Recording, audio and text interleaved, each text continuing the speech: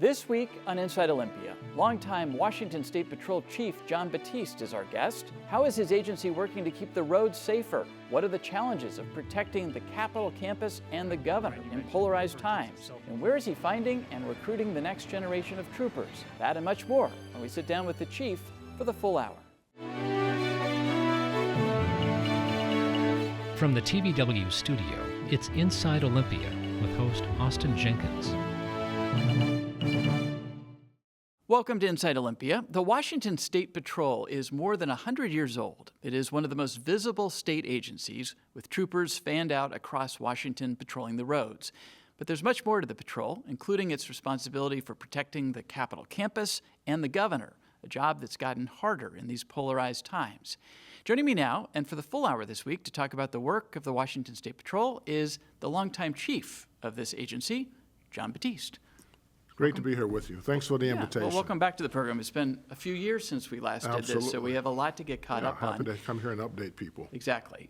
Before we begin, here's some background on Chief Batiste. He has led the State Patrol under 3 governors since February of 2005, making him the longest-serving chief in the agency's history. He is also the agency's first African-American chief in its 104-year history. Batiste first joined the patrol in 1976 and rose through the ranks to deputy chief. He's also served with the Port of Seattle and Tacoma police departments. And here's some more information about the agency he leads. The Washington State Patrol has more than 2,200 employees, including 945 sworn personnel, or thereabouts.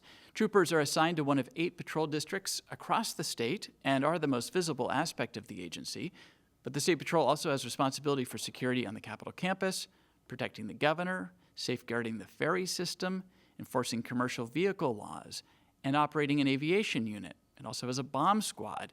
Other responsibilities include overseeing the State Fire Marshal's office, managing the state crime labs, responding to civil unrest, issuing Amber Alerts and other similar statewide alerts, investigating crimes, including crimes against children, drug trafficking, and human trafficking. So long list there, big body of responsibility. Absolutely. And it's an agency that's often in the news, including in just the last couple of weeks. So let's get right to this and start with the recent break-in at the state capitol, which was surprising just because it's unusual, but also, I think, particularly noteworthy because of the amount of damage that this individual did in a short amount of time, including to some historic elements of the Capitol. There's a rug that is in the state reception room. I've been told you don't mess with the rug. It's very valuable. Absolutely. What is your understanding of how that incident, given that the patrol is on campus and there are cameras throughout the campus, what's your understanding of how he was able to gain entry and do so much damage in such a short amount of time? Well, you know, over the years, we've had a lot of folks do external damage to the buildings up there. Yes, painting, graffiti and things of that nature. But for someone actually breaking into the facility, this is the first that I'm aware of. Yeah, I think there was one other incident where the governor's office was broken into some years back and some items stolen. That was an open window situation. But it's the first in quite some time. That's correct. So this individual, for whatever reason, broke a window and gained entry into the building, and from there went about conducting bad behavior and breaking things, turning things over. He knocked over, I think, a bust of George Washington and of Martin Luther King. He did, and he got into set some the flags on stateroom, fire. set some flags on fire. Could have ended very badly, but once he was noticed, Capitol Campus Security notified the troopers, and luckily we had a trooper within 30 seconds away that was over at the governor's mansion and responded very quickly. And from there, they started their search. Because he had abandoned a vehicle right outside the Capitol. He had. So he drove his vehicle up on the sidewalk, basically, and abandoned it. So there was an investigation as to who does this vehicle belong to? What's this all about? And from there, the troopers heard glass breaking in the background and entered the building, and that's where we confronted him. And then they arrested him. That's correct. Pretty quickly. Without incident, thankfully. And just to be clear, at this point, what is your understanding of what motivated this? Was there any reason to think that this was an attack sort of a political nature or somebody in a mental health crisis? What do we know about this? Well, you know, I really don't know the answer to that. We think it could have been a combination thereof, but he had some history on the campus here that I wasn't aware of until after the fact. So he'd been up on the campus on a number of occasions. He was very familiar to some people on the campus, but he'd never conducted himself in this behavior. Right. And so this is the first, and so, that's all still under investigation, and it's going to be placed in the hands of the prosecutor's office to determine the outcome. So many questions about this and how it happened and what lessons can be learned. Yeah. And there have been other incidents. There's been breaches at the governor's mansion, notably on January 6th, 2021. There was a protest that pushed its way into the fence. People have gotten through that at other times too. Mm-hmm. The thing that seems striking about this incident is just a few weeks before it happened, Jerry Kornfield, writing in the Washington State Standard, reported that funding to protect the campus, which, by the way, is the largest Capitol campus in the country, I had forgotten that, had been cut, including a contract with WSP. And Jerry wrote that the cuts effectively eliminated the Security Operations Center, whose employees work around the clock monitoring more than 800 cameras and 1,000 access control points. So one question right off the top here is are those budget cuts, did they contribute to him being able to not be detected sooner? Well, I can't speak to that because that operation is run by the Department of Enterprise Services, but I can say in terms of the number of troopers that we have here on the campus, we're working to put more troopers on the campus. There was a study done that resulted in a recommendation that we increase the number of troopers here on the Capitol campus. The goal is to eventually hire enough troopers to be able to bring some troopers in from the field to serve in that capacity. So you don't have, are you able to staff 7 days a week, 24 hours a day? Yes, we are. Yes, we are. But you don't have the numbers you'd like to have. We don't. And in terms of whether the video monitors the feeds are being watched 24/7, that's not a State Patrol function. That's not a State Patrol responsibility. And you don't know whether that's happening 24/7 now? I do not. Okay. Yeah. So what's your sense then of in terms of sort of the security level on campus right now, in terms of where you'd like to be and where you are, what's the differential? Well, we're able to get the job done, but we could get the job done much more efficiently and effectively with more bodies. Obviously, this is a big campus with lots of buildings, and not only do we deal with the Capitol campus in terms of the nucleus of our situation here on the Capitol grounds, but we have parks and things that also belong as a part of the services that we provide inside the city of Olympia. So the troopers are actually running from the campus to those parks when activities are occurring there as well. And at times we have life and death situations occur within those parks. You used to have cadets who, as I understand it, were troopers who had been hired but not yet gone through the academy, and so while they were waiting for their academy class, they could be assigned to the Capitol campus. They're no longer, that program's no longer running. What happened there? That's correct. I replaced those with troopers because I felt the need for more experienced personnel versus having cadets in training. And any second thoughts about that? Oh, absolutely not. That's working very well. Yeah. And with the threat level being heightened, I thought it was necessary to actually put experienced troopers in that particular assignment. Will there be an after-action report or sort of evaluation in the wake of this incident? Yes, I know that my staff is meeting with DES's staff. And that's Department of Enterprise Services, which has sort of responsibility for the Correct, campus, and also certain members of the legislative body have been brought into this circle of conversation. So there is effort afoot to fully discern what took place and where the gaps may lie and what can we do to shore those up. What is your confidence level? I went back and looked. There were breaches at the mansion in 2013 and 2015. There was the 2021 January 6th event. Later in 2021, a woman who abandoned her car and her dog on campus managed to access the grounds of the governor's residence. There was the theft at the governor's office a few years back, and then this incident.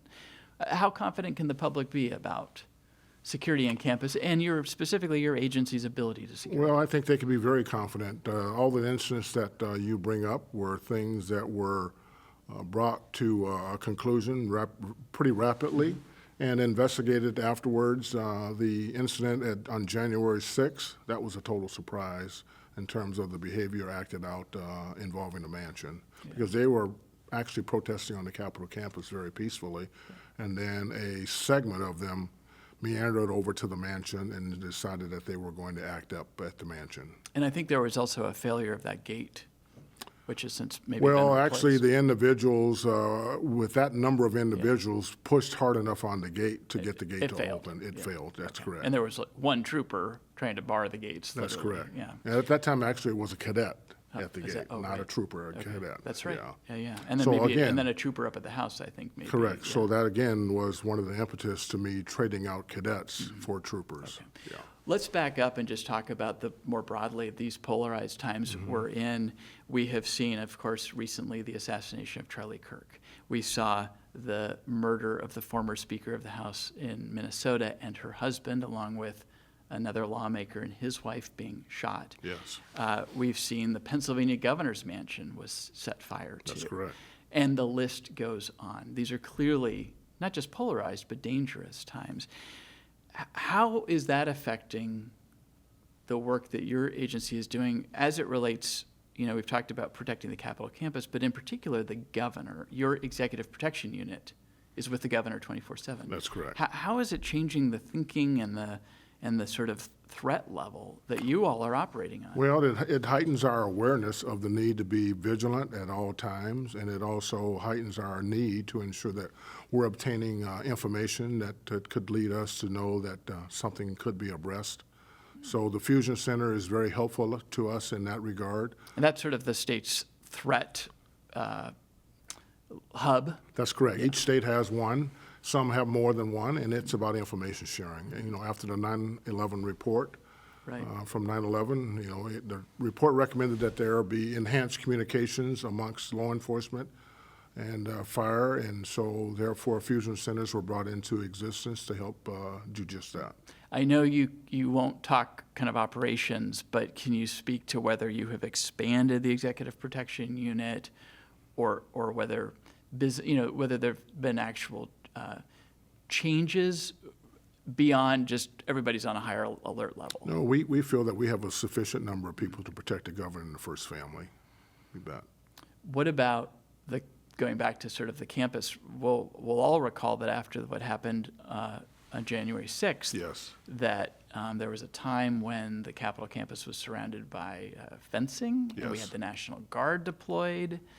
It was people thought they'd never see that day. We're not obviously going back to that anytime soon. Let's hope. Let's hope. Let's but hope. there was a period of time when we had metal detectors, for instance, to get into the That's Capitol. correct. Is there any broader discussion about whether security needs to be raised? Well, those were all products of the times that we were dealing with, and so you adjust according to what is happening at the moment or what you have intelligence that may happen. And so the fencing situation was brought about as a result of what was occurring across the country nationally and what we were fearful of that could happen here. So I think we're positioned, again, it's all about information sharing and information gathering that helps us prepare ourselves to do the things that are necessary. And I also bring troopers in when necessary to augment the Capitol campus responsibility from across the state, And particularly during legislative session. Right, there are definitely more troopers on campus. That's correct. And so just two last questions about that. One, legislators clearly are also targets. Now, is there Yes. any, and you have responsibility through the Executive Protection Unit for the governor. That's correct. But is there anything more that has been discussed in terms of protecting lawmakers who are fanned out in their districts during Yeah, in most of fact, the year? we've increased our presence in the Fusion Center to focus solely on protecting legislators. Is that, so tell me more, how so? Well, that person is responsible for gathering information that could lead us to believe that there is a threat that could occur to legislative members in session or out of session. So this is a staff member who is now dedicated to this That's correct. purpose that didn't exist before the Minnesota incident, That's I take correct. it? Wow. And do you see that as sort of for the foreseeable future, you're going to have I'm this hoping position? that position will be retained for here and evermore.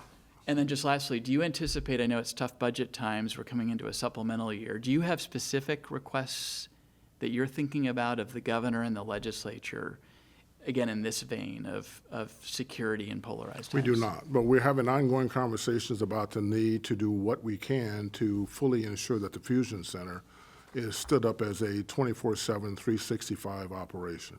Is it today? It is not.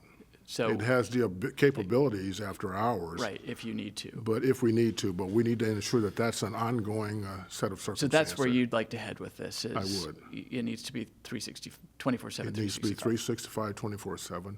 which is the case in many fusion centers around the country. Okay. Yeah.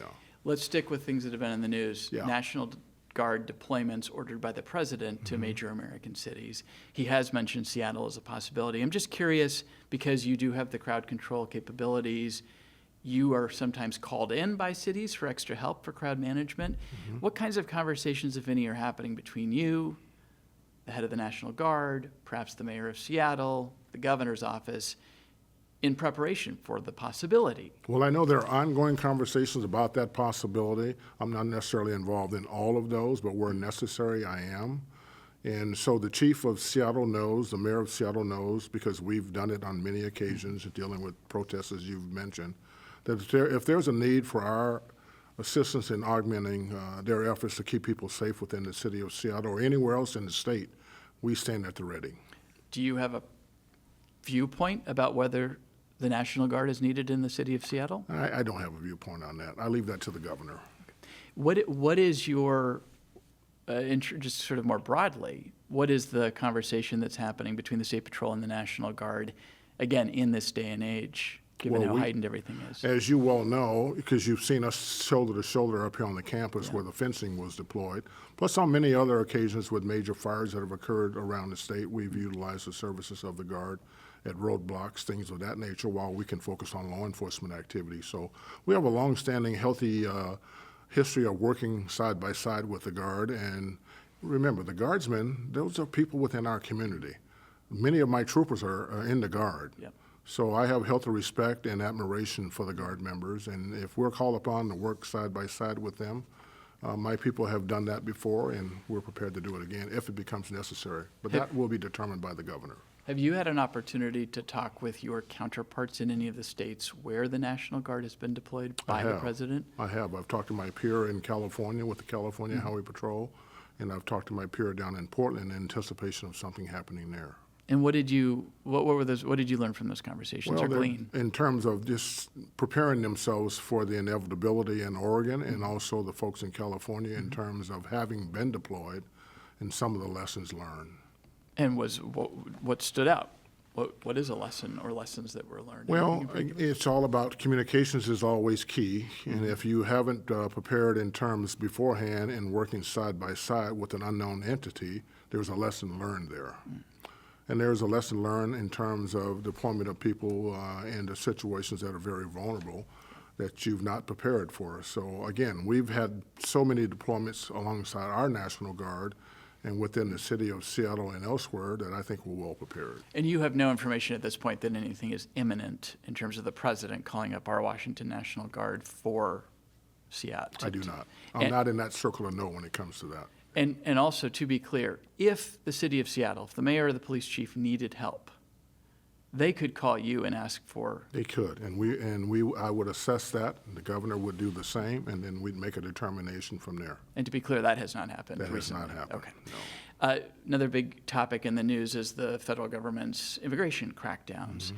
Help us understand the role of the State Patrol when it comes to cooperating with ICE or not cooperating, and sort of what the interactions and interface might look like. Well, as you know, and we made it plainly clear over the last several years, we do not engage in immigration enforcement. That's a federal responsibility. So we really don't have any contact with ICE. We don't have any ongoing communications with ICE. They have their responsibility and we have our responsibility, and those are totally segregated. Have their activities, stepped up activities in this state, had any impact on your agency? Have you guys gotten calls? Have your troopers sort of kind of come across this and been sort of in a situation where maybe they're not engaged, but they're in the periphery of it, and in some way, have you guys had a nexus or an interface? No, that hasn't arisen as of yet. Okay. Yeah, and again, our troops are well-trained in terms of the lines of demarcation, in terms of what their responsibility versus what it is that the ICE folks do. I think that there are definitely some in the community who believe local police should be cooperating with immigration authorities. And you know, the sort of tension seems to be between the idea that the local police are often saying, we don't want to chill or put fear in people that they wouldn't call us for help or wouldn't cooperate if we need them to cooperate as witnesses. And then there's others who say, look, if somebody's here and they're not supposed to be, and the police are there and they're looking the other way, that's a problem. So how do you sort of reconcile that tension? Well, I think it's been made clear by policymakers in the legislature by creating Keep Washington Working that we shall not engage in those type activities in terms of tracking and sharing information about people coming into the country illegally. Okay. That's a federal responsibility. Now we'll pivot to the road. Okay. And the very visible aspect of your agency, which is traffic safety. We know that traffic fatalities increased kind of coinciding with COVID, and there's a bunch of theories about why that happened. Yes. Just to show some stats, though, and to see this in kind of play out in real time year by year, here are the stats. In 2020, the Washington State Patrol investigated 219 fatal collisions. I want to be clear, these are not the total number for the state. These are the ones that fell into WSP's jurisdiction. Mm-hmm. In 2021, that number rose to 283. In 2022, it was 315 fatalities investigated by State Patrol. And then it began to drop a little bit, 2023, 301. In 2024, 243. We are also seeing nationally now the beginnings of a decline. Yes. But this reversed decades of progress in reducing traffic fatalities in this country. With a little bit of distance on this and now seeing the numbers start to turn, Yes. how are you kind of analyzing what's going on here? What explains the spike and what explains the drop-off?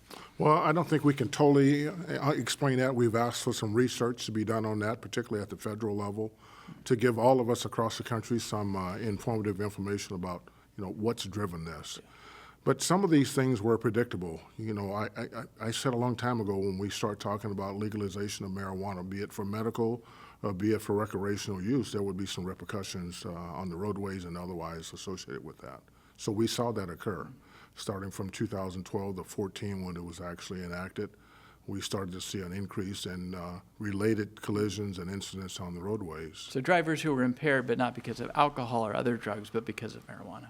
Well, because of the combination of the two, and a lot of it is a cocktail where people drive under the influence of alcohol and marijuana, or alcohol, marijuana, and fentanyl, you name it. Some folks have a propensity to indulge. So we saw that occur. Also, then all of a sudden we found ourselves confronted with COVID. Yeah. Very dangerous times, and that was a heightened time, a record time for loss of life when it comes to law enforcement and fire personnel, but in particular law enforcement. When you're having to personally deal with people and go hands-on in terms of arrest situations, a lot of police officers lost their life.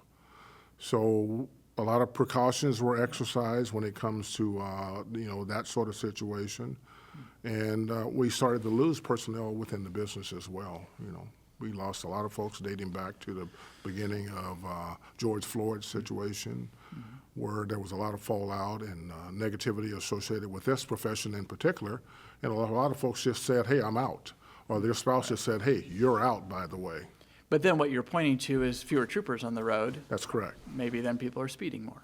And speed was a huge contributor to during the these pandemic. People were certainly speeding a lot more. In fact, we had what we call the 100-mile-per-hour club. Right. The roads were a little emptier. Bare, and folks were stretching it out there. So what about the recent turn? And again, we're not down to pre-COVID levels for fatalities, but the numbers are starting to trend in the right direction. Any insights about why that might be, or are there specific things that the patrol has been able to do that you think might be making a difference out there in the roads? Well, any life loss is one too many, and we're glad to see the numbers trending in the right directions. But again, there are a lot of things that contribute to that. Improvements in the medical emergency response field, increase in the number of troopers that we've been able to hire. After having been confronted with a number of losses, our numbers are trending in the right direction. So it takes boots on the ground to actually go out there and enforce the law and also be visible to deter. So we're seeing that. And so we have a lot of young troopers who are very enthusiastic and wanting to go out and do the job. And so since the pandemic, and it's gotten a lot safer for them to go out there, I've turned them loose. And I've instructed them to go out there and then strictly enforce those collision-causing violations, and they're doing that very zealously. And I thank them for that. Because your belief is that visibility and enforcement save lives. That absolutely does. And just to be clear, there's no quotas, No quotas whatsoever, no. but the message is go out there and do your enforce the jobs law. and enforce Look this. at those collision-causing enforcement, things that So are causing speeding, people to reckless lose their lives. driving, Speeding, rear-end, using your cell phone, driving inattentively, Following those too sort of closely, things, I following too suppose. closely. All of those are collision-causing situations that we want them to deal with. What do you think of this push that's been discussed and debated here to lower the BAC limit to 0.05, which is the standard in most of the world? Yes. And is also the standard in Utah, the first state to adopt it. Well, good laws produce good results for the most part, and I've seen that happen over the course of my career. When we put the helmet law into effect for motorcycle operators, we save lives. When we put training in place for motorcycle operators to be thoroughly trained before being given a license, we save lives. We've lowered the BAC level during my tenure. We saw drops in fatalities related to alcohol on the roadways, so it works. And we're one of the only industrialized nations in the world who really doesn't operate at an 05 level as is. And I've had lots of conversations with my peer in Utah, who was the first state to take that challenge on, and they've seen nothing but success as a result thereof. So is that a clear endorsement from the chief of the patrol that you'd like to see us do that? It definitely is, because I'm hired to save lives and make sure the troopers out there are helping do that, and that is another tool, a law, that would help them do so. Do you have any sense that it's close to passing here, or do you see still a pretty high hurdle to get it through? Well, Governor Gregoire and I tried to do some things with lowering the BAC years ago, and so I had forgotten that. And now we're, at it again with this. So I think, the more we continually inform and educate and let the public know that, the goal isn't to arrest more DUIs. Right. That's not the goal. The goal is to educate and make people make conscientious decisions and choose not to drive under the influence. Besides that, there are so many different means now of being transported. If you go out and you have a good time, you got Uber and Link, and the list goes on and on. Easier than the old days of just having to hail a cab. And Absolutely. help somebody. Okay, we do need to take a break. We're going to continue our interview with the State Patrol Chief, John Batiste, and stay on the topic of traffic safety when we return back right after this. Folks have had enough. They can't afford the impacts of these tariffs. Talk to folks who run car dealerships who are saying that they're going to prioritize a lot more just on servicing cars and less on selling cars. Talk to the multiple generation shellfish farmers on the peninsula. They're talking about closing businesses. Talk to the agricultural community here that is being impacted. Talk to the aerospace community. And more importantly, talk to the average consumer who doesn't want to be paying a significant amount more for groceries, food products, any type of new purchase that they make. Welcome back to Inside Olympia. Joining me once again is Chief John Batiste of the Washington State Patrol. And sticking with this traffic safety topic, I want to ask you about this new program that the state unveiled this year to put automated traffic cameras in some work zones. Yes. We have about 1,300 work zone crashes on average every year. That doesn't mean somebody working in the work zone is necessarily hit. That could be a collision within the work zone, but about 1,300 of them every year. In the first 90 days, nearly 7,600 infractions were issued. First-time violations were getting a warning for now. These cameras are extra eyes on the road, and you've already acknowledged that there's never enough troopers. That's correct. But it's also more work for your agency. So because you guys have to review the Yes. violations. So what's your evaluation of how this program, which it's not really a pilot because but it's got a sunset date of 2030. That's so correct. What's your evaluation of how it's going so far and the burden on your agency? Well, I endorse it. Any elements of something helping us do the job out there and keep people safe, this is one of those, I think, is a tool that's very valuable. And so I endorse the capability of using cameras under the circumstances such as this. And I think it's going to work well, but it's sort of in a testing phase at this point in time. We did use cameras years ago down in Lewis County in a van. We I remember put that that. on the Yeah, roadways. that was a real pilot. That was project. a real Yeah. pilot, and that ran its course, and here we are back at it again.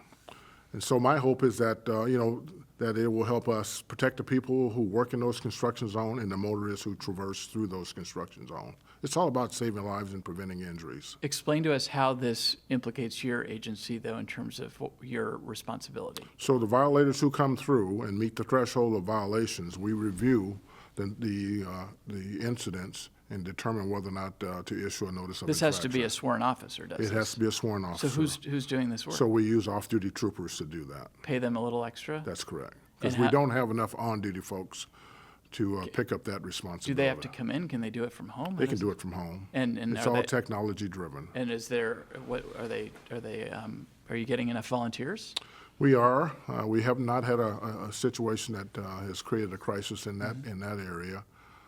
It's working well to this stage, and look, it's a work in progress. At this point, do you have any feedback to the legislature about this particular program? I know think it's early days. I think it's moving in the right direction, and it's out there for the right purpose. It's not about generating revenue. It's about preventing incidents that involves injuries and potential loss of life or actual loss of life.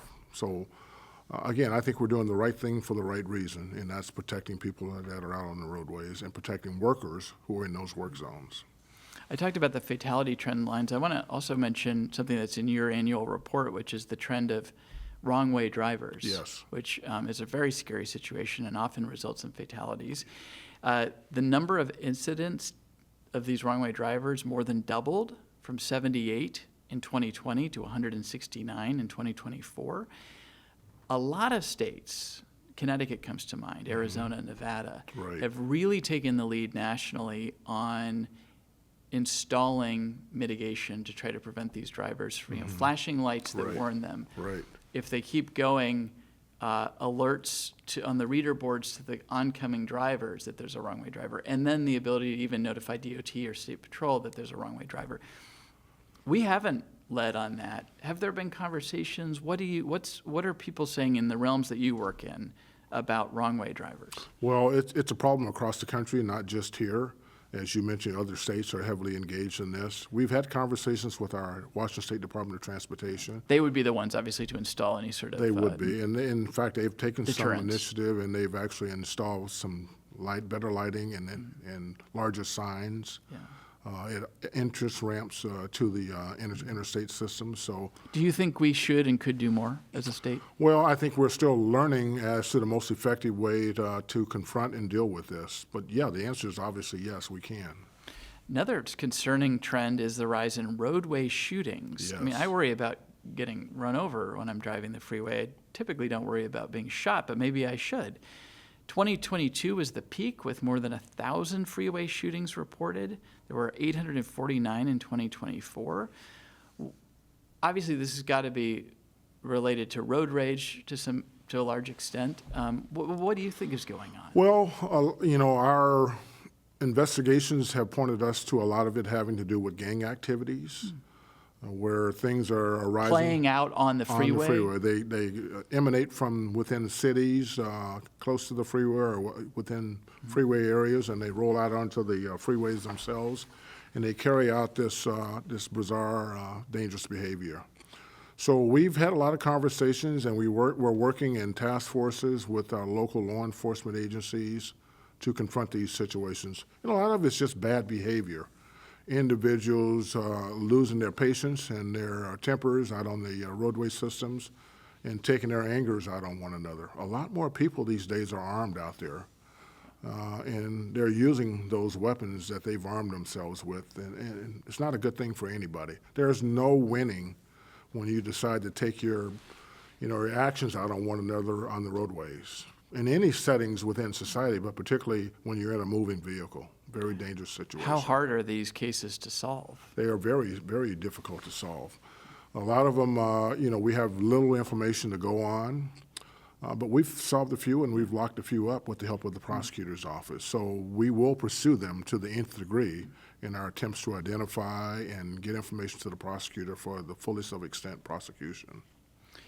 You referenced the murder of George Floyd a few minutes ago. That did lead to a push for police reforms nationally. Yes. A number of reforms were implemented here in Washington State, including restrictions on police pursuits, The legislature then, faced with the citizen initiative to the legislature, rewrote that law or changed it a little bit to ease back. I did notice that the number of pursuits you guys engaged in has increased. Yes. There was also a period of time when you had a lot of people just fleeing Yes. traffic stops, and there wasn't much you could do. Do you think the legislature got it right? If we're talking about the Goldilocks thing, is this just right? Is it still too strict, too lenient? What do you I think? think we brought it around to the right place in terms of how we're handling this from a policy standpoint, in terms of how we're handling it out on the streets when it comes to law enforcement. Are your You know, troopers, do you think if I asked your line troopers, they would feel like they're not as, handcuffed, for lack of a better term? Well, they feel they're able to go out and do their jobs now that they've been hired to do in terms of keeping people safe. Because there was some real frustration Very much so. under the old rule. Very much so. They're hired to be police officers and do their jobs to protect Washingtonians, and so they felt hindered in their ability to do so. To be clear, though, it's not free reign. They can't just go. Absolutely not. There are guidelines associated with that. And for us as an agency, we've always exercised the policy in terms of what they can and can't do when it comes to pursuing. We don't have time to talk in great detail about this, but you guys do track use of force incidents. We do. There has been an increase in the last year.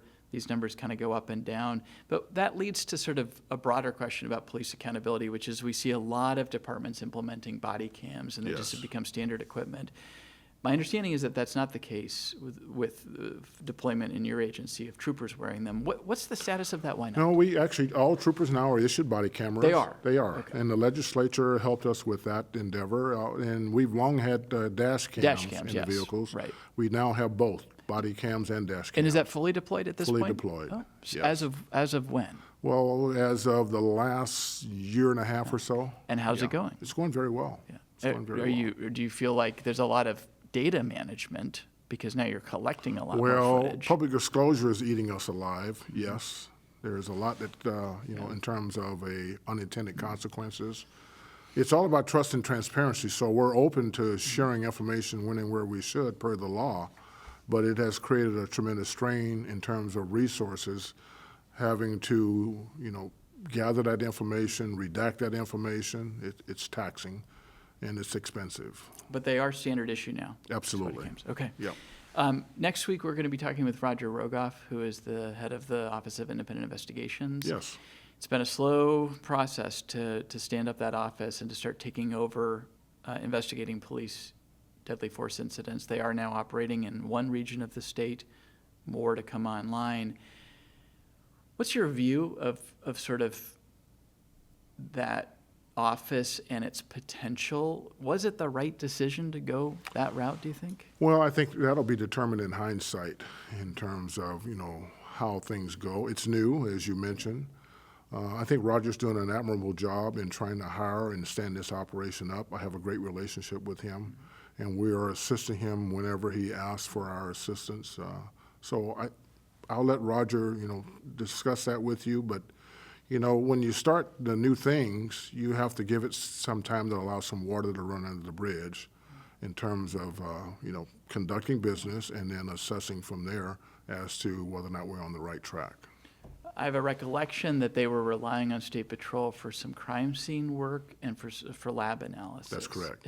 Are those both still the case? Yes, that's correct. We have extra personnel within the crime lab to help him handle his cases. And then do you guys have to respond to the scenes and do evidence collection? No, we would only do that in terms of what we normally do. We have a crime scene response team, and they're positioned to respond to either our calls or local law enforcement calls when it comes to heinous crimes committed across the state. And so we're positioned to do that as well for him. And to be clear, am I understanding correctly that under the current setup, you have, in certain situations, State Patrol would respond and investigate police deadly force incidents? And we still do. And you still do? Yes. In theory, when this office is fully stood up, you will no longer have to do that. Is that a good? Well, no, we could still be called to do that. The goal of this entire setup is to not have agencies investigating their own use of deadly force situations. It's about building trust and transparency. Let's talk about kind of the recruitment and retention piece of this agency. We know that a few data points. Washington Yes. State has the lowest per capita of police officers to citizens of any state in the country. That's correct. We know that your agency has struggled with recruitment and retaining people and lost census. And one of the things that we've seen happen often is people get hired into the Washington State Patrol, get trained up at state expense, work for a while, and then get hired to a more lucrative position with local law enforcement. You've tried to stem that flow by Yes. actually now hiring lateral Yes. officers from other agencies into your agency. Yes. So let's start with that one. You graduated that first class of laterals. Is that do you see this as a sort of winning proposition? Are you going to be able to do this on a regular basis? How hard was that? Well, let's talk about it from this standpoint. Yeah. Our numbers in terms of people leaving for other agencies has slowed down tremendously. We're rarely seeing that occur. And we should note that the legislature has granted money for pay raises That's correct. and bonuses. I mean, Absolutely, some that's of the all things that helped. were right. With the help of the governor and Because you the went to them and said, legislature. "I can't compete. Absolutely. I'm And getting out." Once I out brought cash.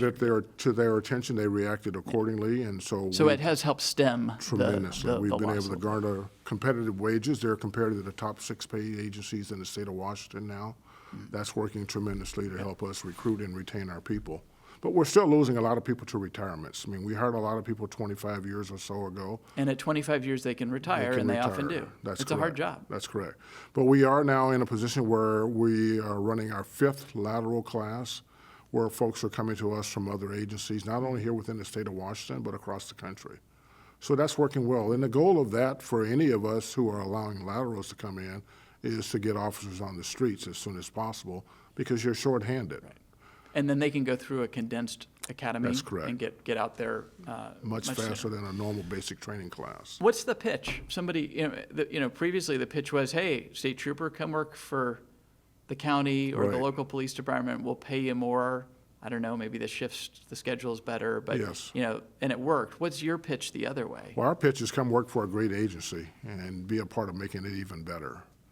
It's a fantastic agency. It has a history of that for over 100 years.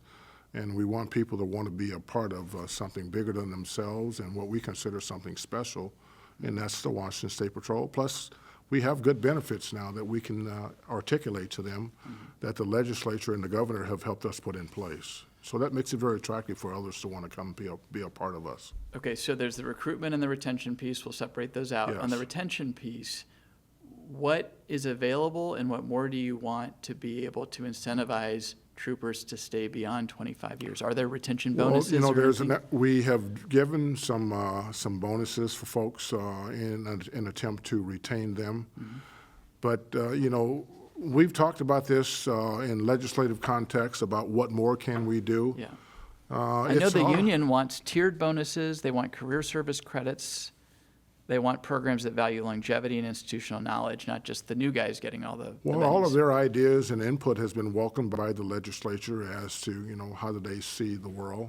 And so they've given their input. But for me, it's all about ensuring that you're competitive with your peers in order to compete. So if you're losing people to other agencies, that's because you have a problem going on internally, or you have an individual who is just simply looking for a change or what have you, and you certainly don't want to attract other people's problems. So we vet our people very thoroughly to make sure we're getting good people from other agencies. But if I come to you now and say, I've done 25 years, I'm ready to retire, and Yes. hand in my badge, what can you offer me to stay on another 5 years? Do you have any tools in the toolkit? Well, we've increased, their tenure a little bit in terms of they get 2% per year. We've given them an additional 1%. And there's a bonus that the legislature has offered to them, which is a one-time situation, based on 26 years or so with the agency. It's not tied to their retirement, which would be a bit more appealing to them if it were. Because then it would boost their retirement Absolutely, payout. it would be able to continue on. But this in terms, doesn't count This towards doesn't that. count towards that. So that would be an incentive to have people stay on through conversations with folks about what would it take. Right. And that's one of the things that they've mentioned, that, if it were tied to my retirement, I would be perhaps more attracted to remaining with the agency. And then on the recruitment side, am I understanding correctly that the new contract does allow for $10,000 hiring bonuses? That's correct. And you've been able to start offering that. Yeah, we've been doing that for a while So now. how many, do you recall how many classes you recruit and the classes you're able to run now, and are you able to fill them? Like, what does that look like? Well, we generally can run 2 classes, within a 12-month period? 12-month period, that's right. And we're getting ready to sort of shift our paradigm of how we run those classes so we can try and squeeze in more classes, but they would be smaller classes. Would you say that the era of not having people applying to be state troopers has ended, and now you have plenty of applicants to sift through and to evaluate and to sort of choose from, or what does that look like? We've seen an improvement, but we're not to the point where we'd like to be. We still And need if you had more people, you could run more classes, Absolutely. and you're not there yet. Not there. We could run bigger classes with more people, but our goal is to run more classes in a shorter period of time with smaller individuals within those classes, because we want to reduce the student-to-teacher ratio to ensure that we're producing a good quality person. You have also, and we've talked about this over the years, struggled to diversify the ranks of the Washington State Patrol. It does look like there's been some modicum of progress in the last Yes. couple of years. In 2022, Yes. then the percentage of troopers who identified as white were 86%, now down to 81%. Yes. But it's a slow process, and I'm just curious about kind of what you're noticing in terms of trying to get this agency to better reflect the makeup of the state. Yeah, I think we're moving in the right direction. We're being aided by a group that I put together, a culture and diversity group within the agency. We have external people in the field who are helping us. We have recruiters in the field who are troopers, Right. but I've also hired people to help us engage the community in order to open doors, to become more familiar with them and to get them more familiar with us, which also creates recruiting opportunities within those diverse communities. So that's going exceptionally well. There was a Deloitte Consulting report a few years back that identified the psychological exam as a potential bottleneck that Yes. was disproportionately denying or saying, not qualifying applicants of color. Have you changed? I know you have more psychologists involved, but are you using a different tool? What are you noticing about that point in the hiring Well, process? to eliminate that question or that concern, the former psychologist is no longer with the agency. He retired. Mm-hmm. We have a new psychologist who's doing a tremendous job. We've taken his responsibility in terms of vetting candidates, applicants, away from him, Mm-hmm. and we just have him simply there to help our people in terms of being as healthy and safe as they can within the workplace from a psychological standpoint. So that's his duty, and I've hired an external body Right. to do the vetting of candidates in terms of psychological profiles. And that's going exceptionally well. The diversity component of the agency, we start internally with ensuring that we're doing the right thing by ourselves internally when it comes to cultural awareness and diversification. And then we have taken that same philosophy external of the agency. And a lot of folks are surprised at how involved we are as a state police agency with engaging our community. We have a healthy, robust group that is going out engaging the community on a daily basis to ensure that they have a complete understanding of what we're all about, what we do and why. And then we want to, in reverse, understand them, what are their concerns about this profession and this agency, and how can we better serve them. And once you hire people into the agency, you want them to feel like it's a supportive environment. They want to stay, that they're getting That's the correct. experience that they signed And up we for. want them to reach back into the communities that they come from and help us do more recruiting.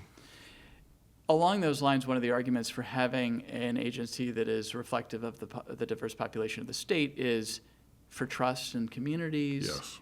to sort of ensure and work against any sort of disproportionality in policing. There was an Investigate West story in January that took us another look at WSP interactions with Native Americans in particular, and seemed to show, or did show, that, and here was a particular finding, that Native Americans were 5 times more likely to be searched once stopped, despite ongoing scrutiny and questions about this. They isolated 7,000 stops that resulted in high discretion searches. Yeah. I know there's been some pushback from the agency about whether there is systematic agency bias, But what is your response and reaction to these findings from that particular? Well, if we have any knowledge of that occurring, systemic bias occurring, then we investigate that. We take that seriously, and we investigate that, and we handle it accordingly, particularly if there is any individual or individuals who are behaving in such a fashion. We take that very seriously. And you do track that actually by Absolutely. the trooper, right? We do. We track that.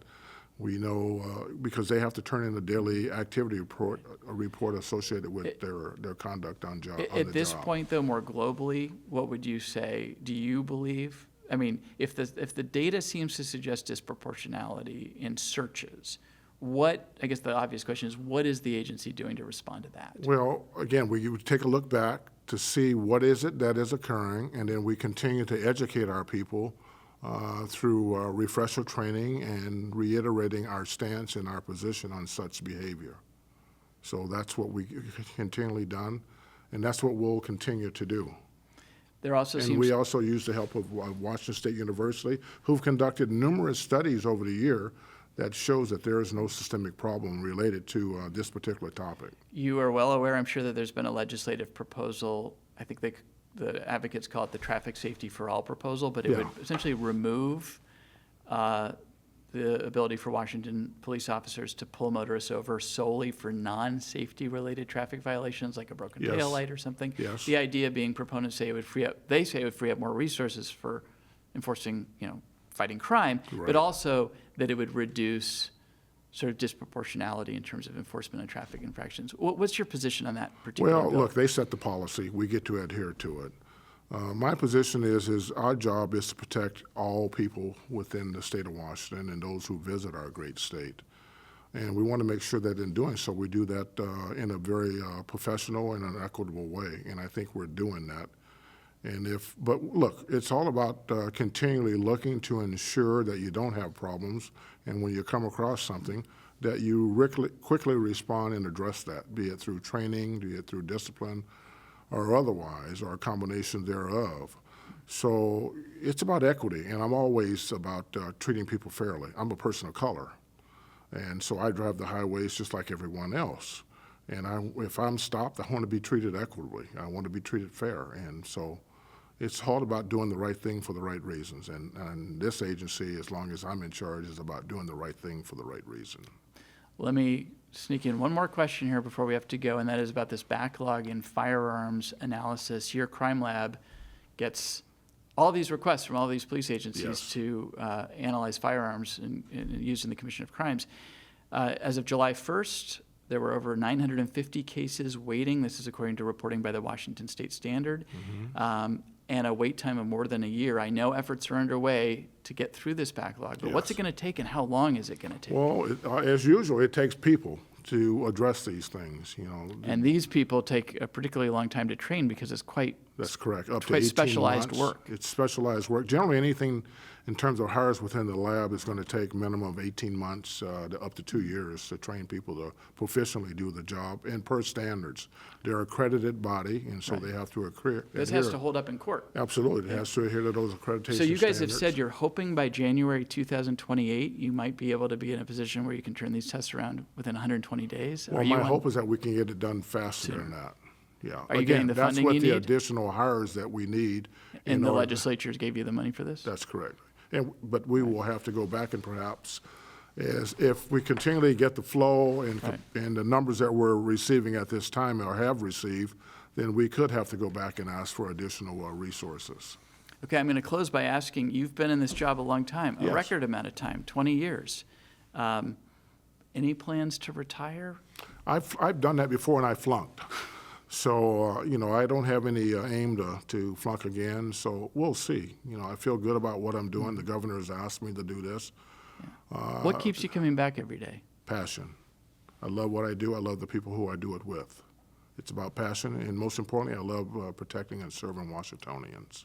Do you still stop people once in a while? I do. I did in particular before I had my stroke, and so I don't get to do that. Well, how is your health? My health is good. I'm grateful. My health is good, and I feel that I'm blessed to be able to wake up every day and come and do what I enjoy doing. and have the support of my family in doing so. Okay, Chief Batiste, appreciate the time. Absolutely. Good to talk to All you. mine. And thank you for watching Inside Olympia. Remember, you can always listen to the program wherever you find your podcasts. Please follow the show so that you know each time a new episode drops. Thanks for watching.